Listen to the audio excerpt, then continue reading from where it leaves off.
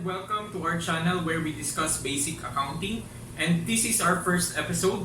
So our first episode will be about normal balances of accounts and journalizing accounting and business transactions. So for today, we will be talking about normal balances of accounts and how to journalize. So before you start journalizing, you must know what a normal balance is. So a normal balance of an account is the side on which the account is increased, or this is the side of the accounting entry where increases for the said account is recorded. So for us to familiarize the normal balances of accounts, we have to remember our mnemonics, or we have to use these mnemonics. Adeloi, A-D-E-L-O-I. A stands for assets, D for drawings, E for expenses, L for liabilities, O for owner's equity, and I for income. So our Adeloi will guide us to, or will help us remember the normal balances of the accounts. You will see on the left side, we have ADE, assets, drawings, and expenses. So they are under the normal balance of debit. So when we debit these accounts, they are increased. So if we debit an asset account, it will be increased. So with drawings and expenses. If we credit liabilities, owner's equity, and income, their balances will also be increased. So the reverse is also true, that if we credit an asset account, its value will be decreased because its normal balance is debit. If we credit expenses, it will be decreased because it has a debit normal balance. If we want to decrease liabilities, we have to debit it because it has a normal credit balance. So this will also help us define what a debit and a credit means. A debit is the side of the accounting entry where you record increases in assets, drawings, and expenses. Or this is the side of the entry where you record decreases in liabilities, owner's equity, and income or revenue accounts. And we also define credit as the side of the accounting entry where we record decreases, so decreases on assets, drawings, expenses, and increases on liabilities, owner's equity, and income.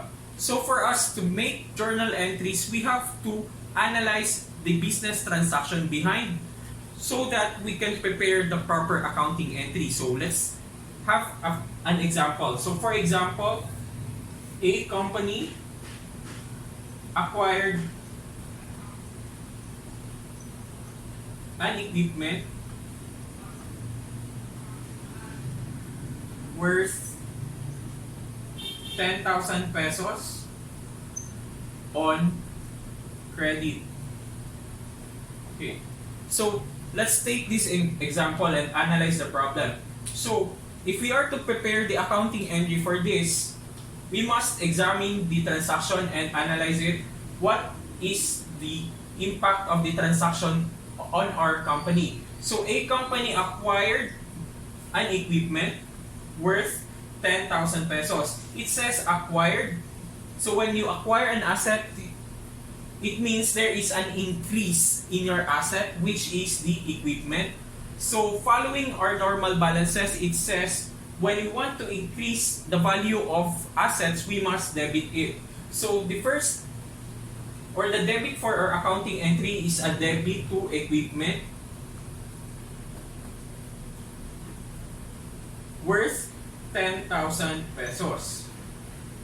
And it was said that it was purchased on credit. When you say credit, what does it mean?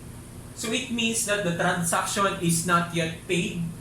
And since we have the liability to pay cash, so that is a liability, we must recognize our liability. And to recognize the liability, we have to credit the transaction. So this will be recorded under the liability account of accounts payable. Accounts payable 10,000 pesos.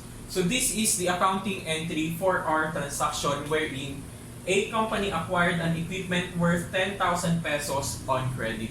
So this is just a simple application of your normal balances where we just use the understanding of the normal balances and the definition of debits and credits for us to make our journal entry. So remember, debit is the side where increases in assets, drawings, expenses are recorded, and decreases in liabilities, owner's equity, and income are recorded. And credit side is the side of the journal entry where increases in liabilities, owner's equity, and income is recorded, and decreases in assets, drawings, and expenses is recorded. So I hope you have learned your lesson for today, and please subscribe to our channel so that you will be updated for the next accounting lessons that we will have. Thank you and have a good time.